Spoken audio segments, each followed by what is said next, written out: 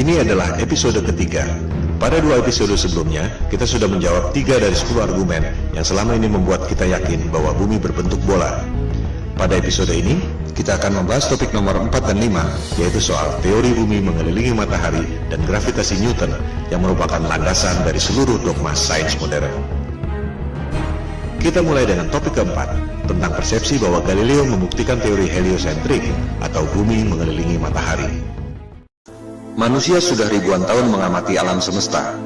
Apa yang mereka lihat adalah sama dengan apa yang kita lihat saat ini jika otak kita tidak dijejali dengan berbagai propaganda sebelumnya. Jangan sekali-sekali meremehkan para astronom kuno, karena merekalah kapal laut bisa menyeberangi benua tanpa kompas hanya dengan melihat formasi bintang. Zodiak yang Anda pakai sekarang merupakan hasil pengamatan mereka. Mereka mampu menghitung gerhana secara akurat. Jika Anda melihat situs resmi NASA, perhitungan astronom kuno masih digunakan sampai sekarang.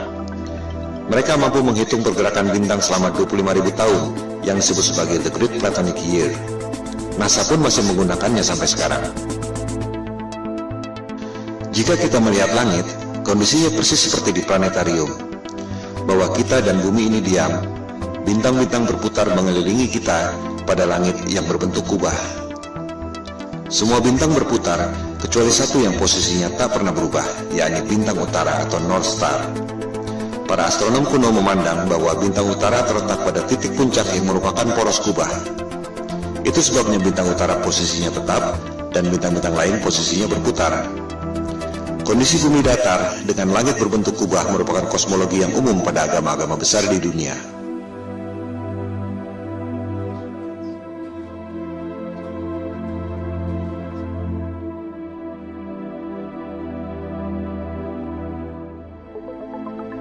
Yang tak banyak diketahui orang adalah peta standar dunia sebelum berdirinya NASA tahun 1958 adalah peta bumi datar.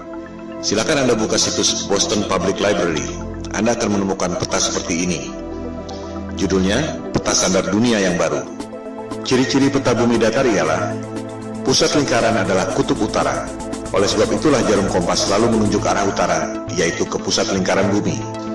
Posisinya persis di bawah bintang utara tempat semua bintang berputar, seperti yang telah dijelaskan tadi.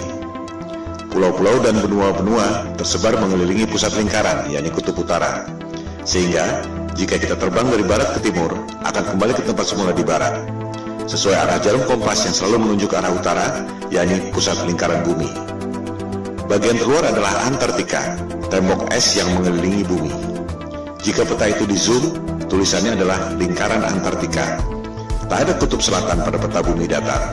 Antartika bukan benua, melainkan tembok es yang mengelilingi bumi.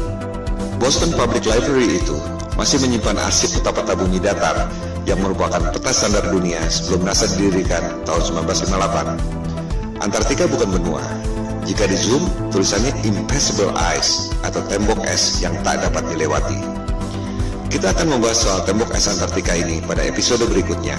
Juga akan dibahas bagaimana USGS, United States of Geological Survey, lembaga paling kredibel di bidang geologi dan ilmu bumi, membuat peta bumi bola berdasarkan peta bumi datar. Anda bisa cek sendiri di situs USGS.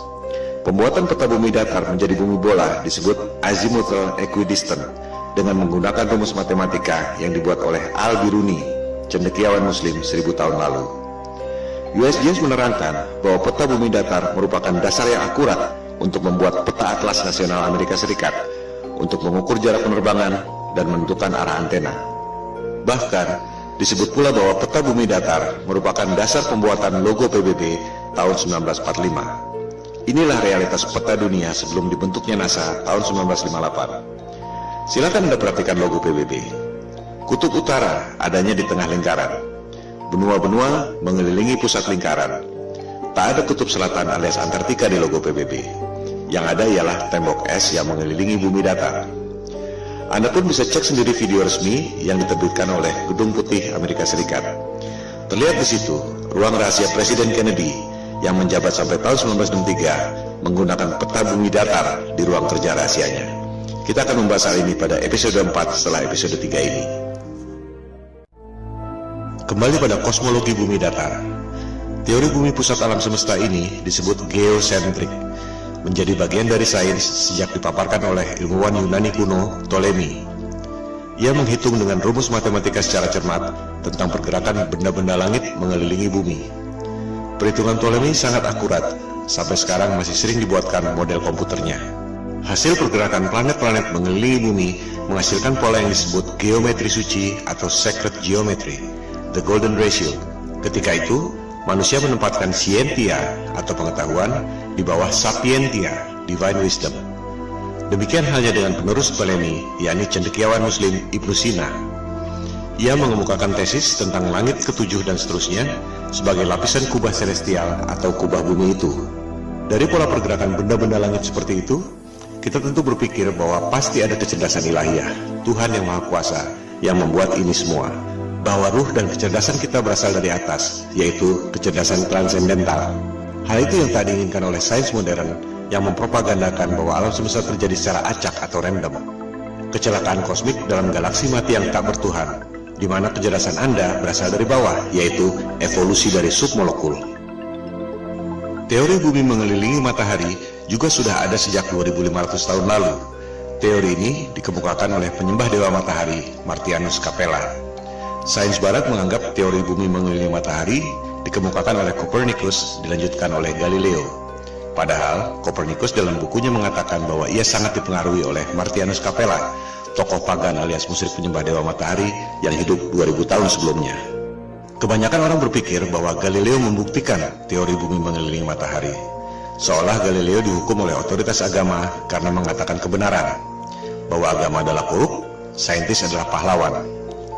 Padahal yang terjadi justru sebaliknya. Silakan Anda cek buku The Genesis of Science yang sudah dirangkum pada Wikipedia.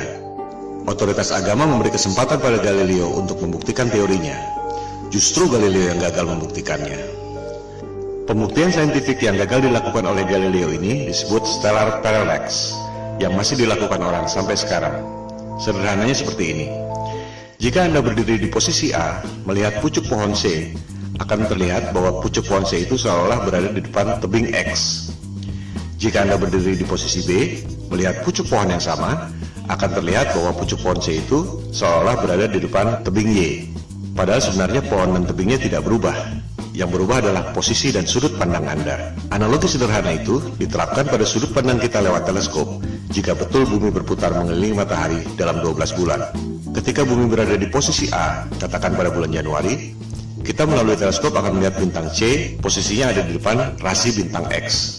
Setengah tahun kemudian, misalnya pada bulan Juli, kita melalui teleskop akan melihat bintang C, posisinya ada di depan rasi bintang Y. Sederhana bukan? Pengujian stellar parallax ini yang dilakukan oleh Galileo dengan menggunakan teleskop. Hasilnya gagal. Rasi bintang tidak berubah. Artinya, buminya diam, tidak berputar mengelilingi matahari. Hal ini yang tidak diajarkan di sekolah. Seolah-olah Galileo dihukum karena menyampaikan kebenaran. Padahal ia gagal membuktikan teorinya. Galileo marah dan menyerang Paus Urban VIII lewat buku Dialogue Concerning the Two Chief World Systems. Jadi, sebenarnya ia dihukum karena pemberontakan politik, bukan karena sains. Disinilah kebohongan sains modern dimulai. Teori bumi mengelilingi matahari diajarkan di sekolah-sekolah Eropa sejak abad ke-16, meski sebenarnya belum terbukti. Bahkan ketika itu belum ada teori gravitasi. Ini merupakan konsekuensi politik Eropa abad pencerahan yang ingin lepas dari otoritas agama. Percobaan stellar parallax ini terus dilakukan sampai berabad-abad kemudian. Terakhir dilakukan oleh NASA dan Harvard University. Silakan Anda cek, hasilnya ada di perpustakaan Harvard University. Seiring dengan kemajuan teleskop, dilaporkan bahwa terlihat posisi bintang memang berubah.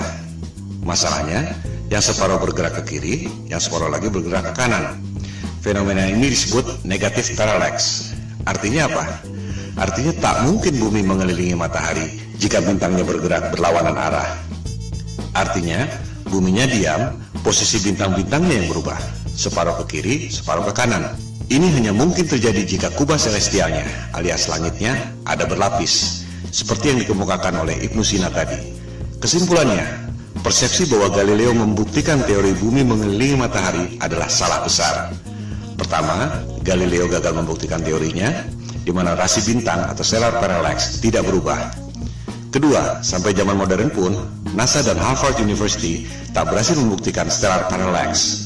Yang ada justru negatif parallax, separuh rasi ke kiri, separuh rasi ke kanan. Dengan demikian, terbukti bahwa teori bumi mengelilingi matahari yang dikemukakan oleh Copernicus dan Galileo yang diajarkan di sekolah-sekolah seluruh dunia dan merupakan indoktrinasi ke otak kita semua adalah kebohongan sains modern.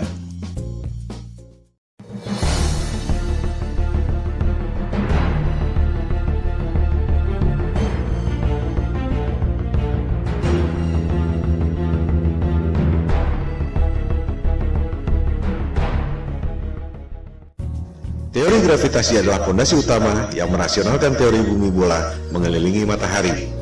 Kita tidak jatuh meski posisi kepala kita di bawah dan kaki kita di atas karena gravitasi. Kita tidak terlempar meski bumi berputar mengelilingi matahari karena ada gravitasi. Tapi, bisakah Anda menjawab mengapa air laut bisa nempel seperti kena power glue sementara balon gas bisa terbang? Bisakah Anda menjawab apa yang membuat matahari punya gravitasi sehingga mampu menarik planet-planet mengelilinginya? Kalau Anda bisa menjawab, silakan ajukan ke Komite Nobel. Sebab Einstein pun sudah berusaha menjawabnya dengan teori relativitas dan ia tak dapat hadiah Nobel untuk itu. Kebanyakan orang tak menyadari bahwa gravitasi Newton dan juga relativitas Einstein adalah teori, bukan fakta. Mari kita buktikan. Newton mengemukakan teori gravitasi tahun 1678 untuk merasionalkan teori bumi mengelilingi matahari yang terakhir dikemukakan oleh Galileo tahun 1615. Ketika itu, orang baru tahu ada medan magnet bumi lewat buku yang ditulis oleh William Gilbert berjudul The Magnet. Yang dimaksud The Magnet di sini adalah medan magnet bumi yang membuat jarum kompas selalu menunjuk arah utara. Gilbert mengatakan bahwa bumi ini seperti medan magnet raksasa. Lewat legenda apel jatuh ke kepala Newton, ia berasumsi dan berteori bahwa benda jatuh karena gaya tarik bumi. Persis seperti medan magnet membuat jarum kompas menunjuk arah utara. Padahal, jika kita ganti jarum kompas dengan kayu, maka medan magnet bumi tak dapat menariknya. Dari situ, untuk mendukung teori bumi mengelilingi matahari, Newton berasumsi dan berteori bahwa planet-planet mengelilingi matahari karena gravitasi. Ia pun membuat rumus gravitasi yang terkenal itu. Rumusnya memang benar, menghitung massa dua buah benda, jarak, dan gayanya. Tapi itu tidak membuktikan bahwa bumi punya gaya tarik. Silakan Anda cek, Newton tak dapat membuktikan mengapa apel jatuh ke kepalanya secara vertikal, tapi bumi terkena gravitasi matahari, berputar keliling-keliling, tak ada habisnya. Sebuah fenomena bisa dijelaskan lewat penjelasan saintifik yang berbeda. Mari kita ambil beberapa contoh. 1. Fenomena elektron berputar mengelilingi inti atom. Apa penyebabnya? Newton akan menjawab gravitasi, persis seperti bumi mengelilingi matahari. Betul? Jelas salah. Niels Bohr, ilmuwan penemu kuantum leap dalam atom, mengatakan bahwa itu disebabkan oleh elektromagnetik, bukan gravitasi. Tak ada gravitasi pada atom. Rumus gravitasi Newton sama sekali tak bisa diterapkan untuk menghitung pergerakan atom. Di sini letak inti masalahnya. Ketika Newton hidup, ia tak tahu ada elektromagnetik. Oleh sebab itu ia berasumsi bahwa planet mengelilingi matahari karena gravitasi. Contoh kedua, fenomena matahari dan bulan berjalan pada porosnya. Apa penyebabnya? Newton akan menjawab gravitasi. Memang itu tujuan ia mengemukakan teori gravitasi. Nikola Tesla akan menjawab elektromagnetik. Persis seperti elektron berputar mengelilingi inti atom, suatu hal yang belum diketahui Newton selama hidupnya. Tesla dapat menciptakan semua temuan-temuan yang dahsyat itu yang telah dipaparkan pada episode sebelumnya karena menganggap bumi ini bukan planet yang mengelilingi matahari. Bumi adalah pusat alam semesta yang memiliki energi dahsyat, termasuk menggerakkan matahari, bulan, dan bintang-bintang pada kubah celestial. Ia pun mengatakan matahari dan bulan digerakkan secara wireless oleh medan elektromagnetik yang ada di ether. Lebih jauh lagi, ia mengatakan bahwa kubah bumi atau kubah celestial itu terangkat karena medan elektromagnetik. The only force you need to counter is the electromagnetic force, not gravity. Kata-katanya adalah the only force. Bahasa terangnya, gravitasi adalah ilusi. Tesla pun mengatakan bahwa bintang-bintang menempel pada kubah celestial atau the firmament, bahasa Alkitab Taurat, terjemahan King James.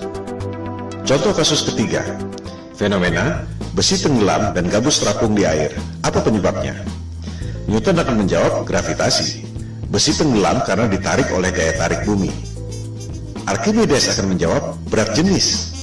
Besi tenggelam karena berat jenisnya lebih besar dari berat jenis mediumnya, yaitu air.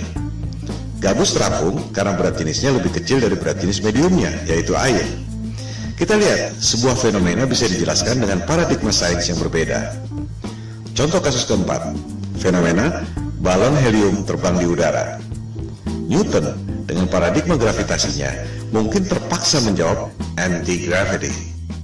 Archimedes akan menjawab dengan hal yang sama, berat jenis. Balon helium terbang karena berat jenisnya lebih kecil dari berat jenis mediumnya, yaitu udara. As simple as that. Coba kita simak baik-baik foto ini. Air laut bisa nempel tanpa ada setetes pun yang tumpah. Sementara, kalau kita goyangkan gelas ke atas, air pasti muncrat ke atas sebelum jatuh ke bawah. Padahal, tenaga kita tidak sebesar tenaga samudra. Karena sudah diindoktrinasi sejak kecil dan menganggap bumi bola adalah fakta, kebanyakan orang akan mengatakan bahwa air laut tidak tumpah dan kita tidak merasa bahwa kaki kita ada di atas karena ada atmosfer yang terkena gravitasi. Contohnya adalah gambar ini. Betul? Salah. Itu adalah gambar imajiner tentang medan magnet bumi. Banyak orang mengira gravitasi adalah medan magnet bumi, padahal bukan. Seperti dilihat pada gambar itu, ada jarum kompasnya. Artinya, itu adalah medan magnet bumi yang membuat kompas menunjuk arah utara, bukan gravitasi yang mampu menarik orang ataupun gajah. Gambar tentang gravitasi adalah seperti ini. Di situ tulisannya, gravitasi membuat semua yang ada di bumi ini stabil.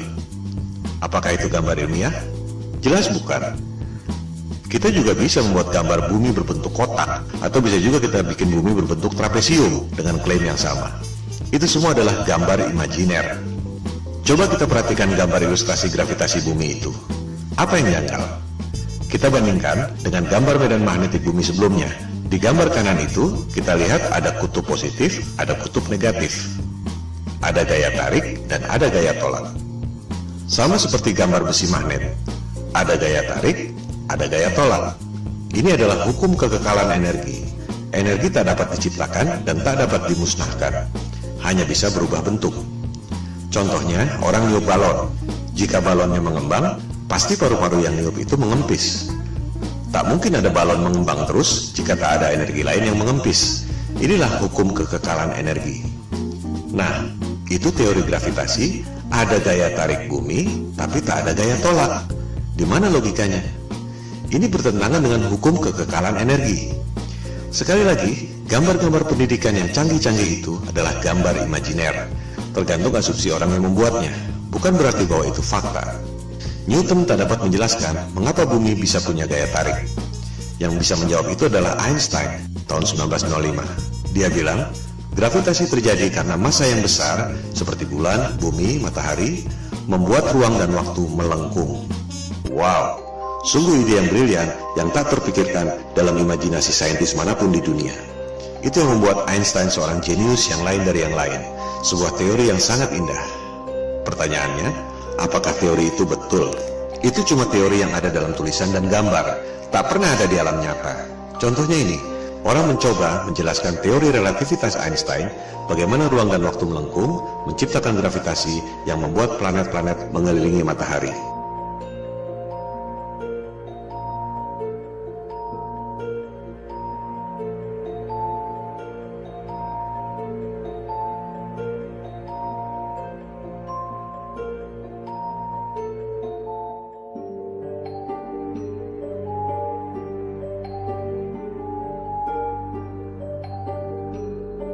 Kita lihat, tetap saja bola-bola yang kecil itu jatuh kan? Tak mungkin ada benda berputar-putar terus selama ribuan tahun. Ini semua adalah teori ilusi, dan orang sedunia terpesona dengan pertunjukan sulap itu.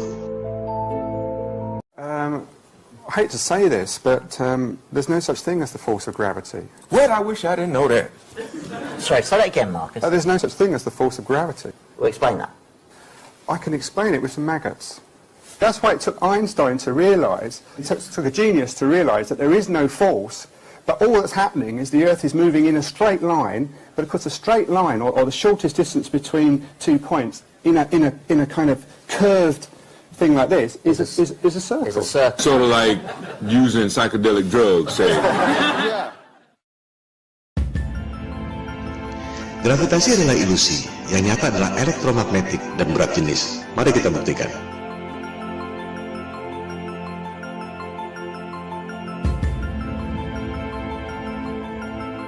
Jadi, betul kata Tesla.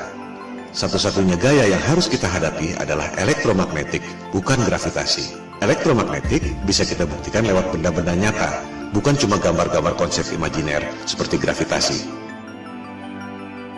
Huge alternating electric current. On top is a 1 kilogram aluminium plate. So we hear this noise. What's that noise? It's the vibration of the plate because it's vibrating at 2 times the frequency of this one. Whoa!